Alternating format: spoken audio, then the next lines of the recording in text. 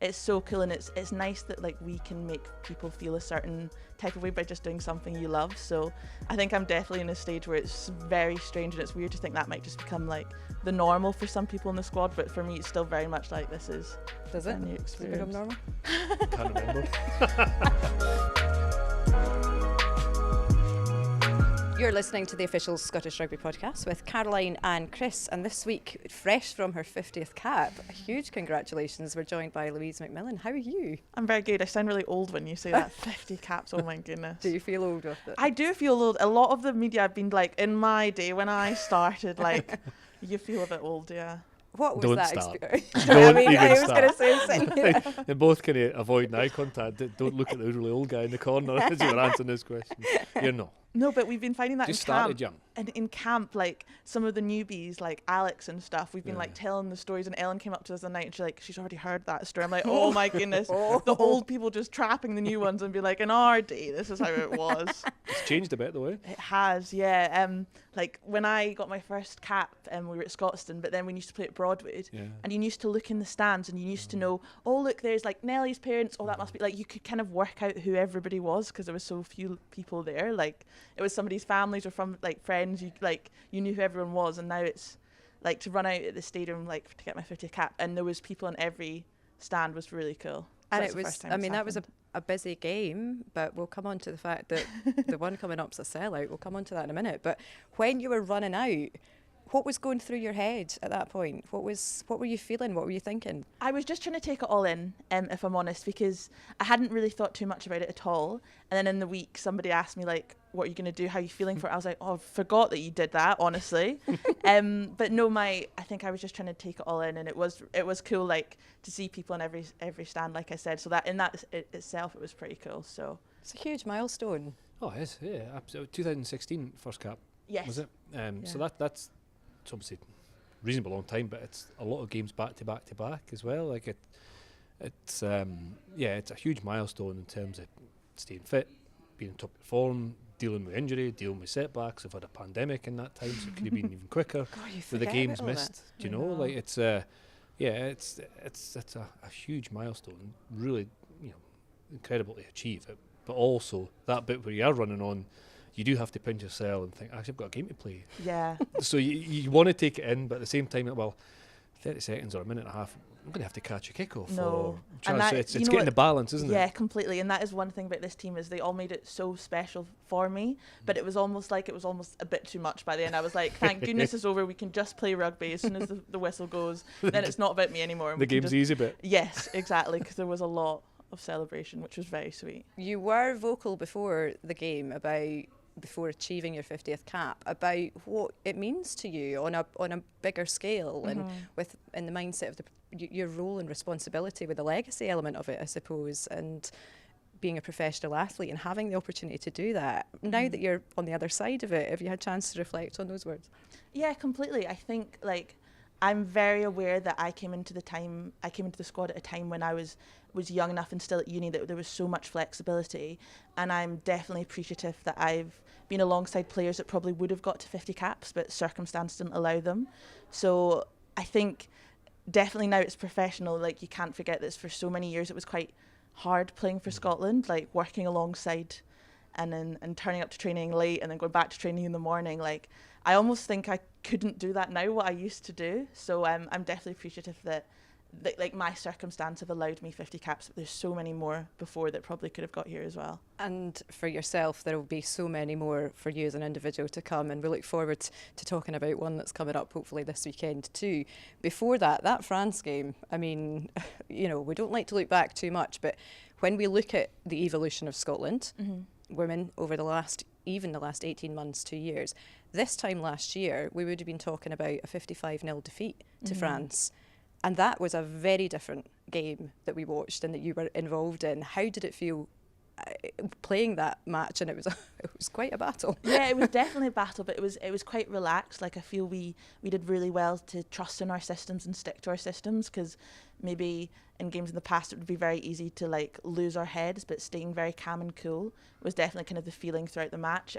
We obviously were absolutely gutted, like we lost that kind of losing bonus point right at the end, because we'd fought so hard for so long, but it was really nice afterwards, and everyone kind of had seen the journey that we're on, because this team obviously is on such a journey, that it's kind of nice that other people kind of appreciated that as well, like to see where we were last year to now. Sometimes I know that losses don't really impress anyone, but like I think this team has to take something from that, and that's definitely what we have. It's a huge defensive effort, wasn't it? I said before the game that I thought that, I know it was 55-0 in France, but that didn't seem... It didn't reflect. It didn't really reflect the game. Yeah, you were heavily beaten, but I thought it were closer than the score suggested, but it's hard to justify that. And then completely. A year later, I thought the defensive effort 2 weeks ago was incredible. Probably had to do too much defending, in all honesty. And then you've got the weather and the wind to deal with as well. And it was almost as if, it felt as if you were in your own territory for both halves. And the defensive effort, I suppose just the desperation to hold out was so good. But I assume that's now the kind of the baseline to start from. And you want to try and get the attack and just try and get some pressure on the opposition. It'll be a harder game this week, but I thought that the last ditch effort in first half and second half within 10-15 minutes of the line was incredible. Like against a quality side that have traditionally been much more powerful, much more explosive. It was a massive defensive effort. That's the benchmark now. I've got a confession for my mother-in-law at this point. So I couldn't make the game because we had a family gathering that was locked in and I couldn't get to it right. So we're sitting, like father-in-law's biling the sausages on the barbecue, getting everything. I had the game on in 1 year, and I'm not going to lie, it was really difficult not to get excited about that game, because it was, for a neutral, what a great advert for women's rugby and for rugby as a sport. But I tell you what, try listening to that while you're trying not to get caught with an earpod in. I think the game had a massive effect on France as well. I felt as if they assumed that we'll break through eventually. And it never ultimately came in the last 10 minutes or so, but I thought the effect on them, the next time we play them, I think you'll get more of a boost from that game. Yeah. I really do think there'll be a level of impact from that defensive effort. It was like they couldn't believe what was happening, how it was playing out. It was a great game. Many tackles did you make? How many did I make? I think I was like 16. That's big. It is, yeah. I think we were we definitely were proud of as like a team. We spoke about like we stopped them from playing their game, and like that's the amount of points they scored against us, I don't think they've done in about 4 or 5 years. Like they're used to being a high-scoring team that score lots of fun, offloady tries, and we kind of stopped them doing that. So we definitely have to take something away from that. Then on to what is an incredible moment for Scottish rugby, for all of the players and the backroom staff and everybody involved in this amazing sport. A sellout at Hive Stadium for Scotland v England this weekend. How are you feeling? Yeah, I mean, it's really exciting. We've kind of known for a little while that it was looking like it might get towards that. So, but to get it kind of earlier in the week confirmed that was happening is really cool, because I think this team cares so much about more than just like what's on the pitch, like the legacy we leave behind. So like whenever there's links to like sell tickets, we're always like, everybody's got them on their stories. If you follow any of us on the Instagram, it's a lot of like, okay, going for the exact same story, but we're also passionate about like getting a whole crowd there, and it's really cool that like we've managed to do it. Do you feel a sense of responsibility with that, or is it a really organic feeling within the squad so that it's just something that you're aware of the privilege of playing in this time and doing your bit as part of that legacy? Yeah, definitely. But I mean, it's never something we're asked to do or they have to ask us to do. It's something that we're always very proactive about. Like, we want people there. Is there anything more we can do to get people there? Because like we love playing in front of a crowd. It was lovely when we came in here just now. You were signing fan mail and writing a lovely handwritten letter to a fan south of the border as well. Someone in Newcastle, but seeing that, it must also feel nice to know that you're growing the game in that way. Yeah, I mean, it's definitely still a very strange, like, it's very, like, I've got like my family and like my partner that'll come to the match, and he's still even a bit like, this is really strange watching like girlfriend just walking along getting photos with strangers, but like it's so cool, and it's nice that like we can make people feel a certain type of way by just doing something you love. So I think I'm definitely in a stage where it's very strange, and it's weird to think that might just become like the normal for some people in the squad, but for me it's still very much like this is a new experience. Does it become normal? Can't remember. and like obviously we've now got our names on the back of the shirt, so that's weird when people are actually calling out your name. You're like, whoa, that's weird. Is it nice things are calling or bad things? No. I only heard nice. That might be the evolution then. There was a great video, and actually one of the clips on social media and Scottish Rugby. I think it was the Instagram page, but it was just about all the nicknames as well. It's really nice that we're all getting to know the squads through that medium as well. Mm-hmm. It's like it's almost a faster way of us connecting with you and you connecting with the fans. No, we've got a lot of personality in the squad, and like I said, we all care so much about the team. So yeah, there's a few of us. And in terms of matters on the pitch this weekend, then how's the game plan looking? We're not looking for the specifics, but how's training, how's preparation going for this England game? Yeah, so obviously there's been a storm about. I think that might hit around the weekend. So we've just been very much our systems, like, let's just go out there and not have any excuses, just be able to cope with that, the way that we've trained. But then in terms of executing what you're doing in the training, how do you replicate that? So something actually I've thought about with you before, where if you are playing with, training with a dry ball, a wet ball, if you're in the Orium and it's a dry environment, or how do you replicate that this week if you're looking at potential weather conditions? Yeah, we've done all of our training outdoors, which obviously we do have the nice facility there, so we're always a bit like, oh no, we have to go outside, but no, it better prepares us, so we all understand like that's probably the likelihood it won't be the nicest at the weekend. So although it's sometimes you need a warmer coat inside the Orium. I know, it can be cold in there. it's a bit of a greenhouse, isn't it? Yeah, sometimes it feels really hot or colder really in there. Yeah. It's funny because it probably not as much as you think would change, because your strategy and your structures and your plays will all have a couple of options off them depending on what the opposition do at the last minute in terms of defensively, or depending on the conditions. If it's seriously windy, if it is proper, monsoon rain or storm winds, you'll have a wet weather plan and a storm weather plan, which will vary quite differently from what your normal things. But unless it's extreme, it says more about executing or taking the right option in the 2 or 3 options you have and executing it really well. I think it's to be gusty this weekend, so it probably won't be too big a change, and especially after with the defensive effort against France, and then England are a different challenge, of course they are. Probably didn't show too much in attacking sense that would have given England a whole heap of ideas of what's coming, so probably don't have to change as much from the last game to this game, which gives you continuity and time together. Obviously there was a down week as well, where there was opportunity to recharge physically and mentally, so yeah, it's I'd say probably ticked quite a lot of boxes and should be in a good place looking ahead to the weekend. What did you get up to in your down week? I actually didn't have any plans, which was lovely. I was maybe going to stay up in Scotland, but I left it so last minute that all the prices of flights were so expensive. So I made the mistake of telling my mum too early. I was like, oh, maybe I'll stay up and we can have some. And she was like, oh my goodness, that would be incredible. And then I looked at the price and said, sorry, no, I will not be doing that. I will be going on the flight that was booked for me. But it is nice. It's like sometimes, like, especially in a competition like this, like even when you have downtime, you don't really get that break. So for me, it was probably quite nice to just completely remove myself. Where do you lean in terms of your social time in the squad then? Where do you end up gravitating? I'm guessing it's to some of the players that have been around like yourself for a wee while, or in the nicest way. Yes, but it's also like I obviously have like people that the thing is like this squad is kind of different from anything else. Some of the closest friends of my life are in this team, which is really nice. But then also like I love the new girls coming in because they bring such good energy, and like to sit with them at dinner or at lunch, like you always get some good stories. So we've got a good mix. Has that been helpful, do you think, in terms of the cohesion, bringing in that I don't want to say youth. That doesn't seem right. No, it is some youth. It will. There's one born in 2005, and you think, what? You should not be able to play in this team. But yeah, they are. It's brilliant. It's brilliant for that, the social aspect of it.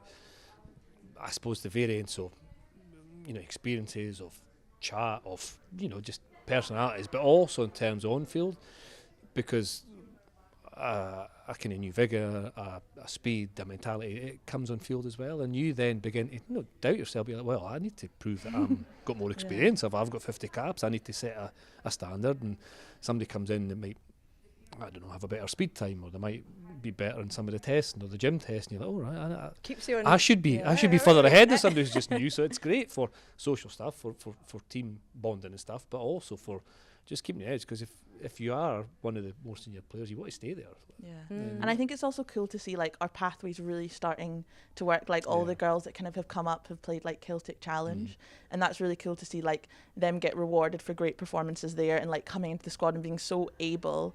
instead of like, you know. That's a big point. Yeah, because sometimes it felt like people came into the squad were just kind of random how they'd got here, where it's nice now to see like there's systems in place that they're hopefully not too much of a big gap or transition when they come in. And also when they do come in, having performances like Alex Stewart in the first couple of weeks as well. Yeah. Like it's not just coming into, I know, be part of it. It's to coming in to support push training, on. it's to actually push for jerseys. Yeah, completely. And in terms of then managing your club and your country commitments, how have you enjoyed that in terms of the, I guess, looking back at your 50 caps to where you are now, that experience you'll be building? You've mentioned travel there. That's one slight issue, but apart from that, how are you finding that being away? Yeah, so I play down at Saracens, and they're quite good at international windows, just kind of like leaving us be, because sometimes when you're training, like we'd have training camps up here half of the week and then go down to Saris. It was a lot of like, you kind of just need to mentally kind of have it in two separate boxes, check into like, especially me, like line out calls, because they can, some of the words and stuff, guys, they're so similar, and like colours and words that are used are very similar, so it's very much like you kind of just need to put them in different boxes and not mix them up, because you can definitely get yourself in a muddle. That's the point, isn't it? Yeah. It can be worse than that, because you can have the same move but with a different name. Yeah. Or you can have different moves with the same name, and it is just, and that's where your small talk, where you're sitting, sit with somebody different at breakfast or lunch and chat about it. It gets, you have to get into the. I do think it's definitely easier as a forward. You just put your hand up and run, whereas the backs, I think, definitely. Yeah, it can get quite confusing. Yes. But then, I don't know. Maybe sometimes the backs just put their hand up and run as well. Maybe that's where we're going wrong, getting too complicated. But before that, I remember you training at Broadwood in academy sessions a long time ago, and obviously you were still studying then. Was it law? Yes, it was. Did you finish that? I did. I got the degree. Yep. Amazing. I then worked in a bank, so I didn't do too much with my law degree, but I do have it. It's completed. And will that be part of the future, I think, or are you going to stay in rugby when? Yeah, I think so. Like, there's definitely, like, I definitely promised myself, like, I used to have a kind of a corporate job, and I very much promised myself when I committed to rugby that's what I was going to do for a little while, and it's kind of the future of rugby. Like, I never really thought too much that this would actually manage to be like a career or something, but obviously it's getting more and more professional. So to me, what first would be like maybe just a couple of years go and chase your dream is now actually like, this is a bit more of a profession. But I like to think I'll kind of, you know, you've got a law degree behind you.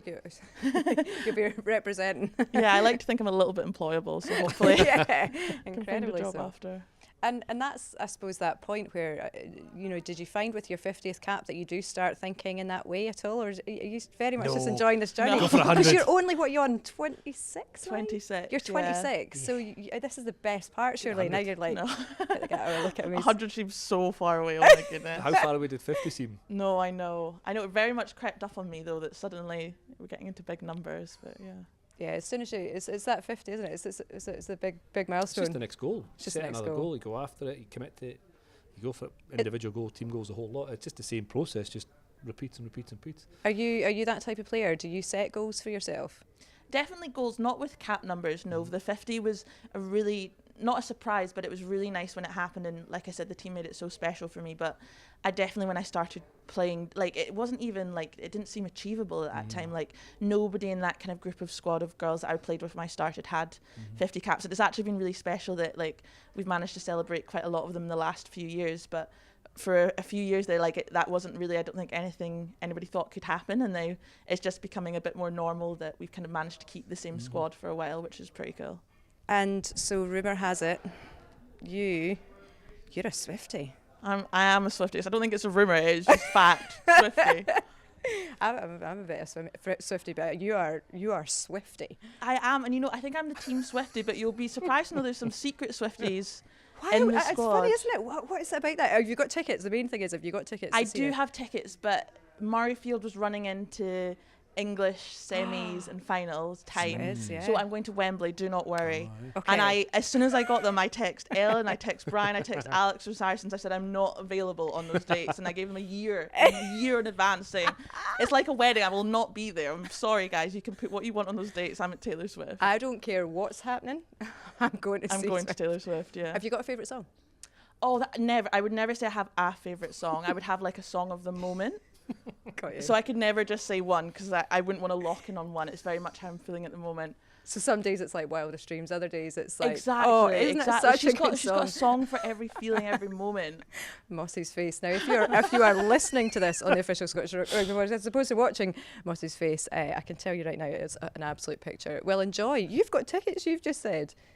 Yeah. He's sitting He quiet. needs to do a bit more Are research you a before he goes. Swiftie? I don't know. Do No, you know what my. era you're in? Do I know what? Sorry. What era you're in? No. No. This is the No. best. And I understand the era is the tours Yeah. era, and Do you that's know a any thing. songs? Right. I would if you press me, but you're not going to press me. I do no. have tickets, but it's my daughter, and my wife, and her friends that are going. You know what he's trying to do here with this question? I'm actually He's trying working. to shake I'm it off. actually working that night. Ah. I'm commentating on a Super Series game on the night, so Jeremy's sitting over there when they give me the night off. Well, it's great to see that squad settled, and it's such an exciting weekend of rugby for Scotland women ahead as you take on England at Hive Stadium. And I'd love to start pushing tickets, but if you've not got one, you're not going. I will be cheering very loudly from the stands. Very best wishes to you for that game. And thanks very much for joining us on the official Scottish Rugby Podcast. Thank you.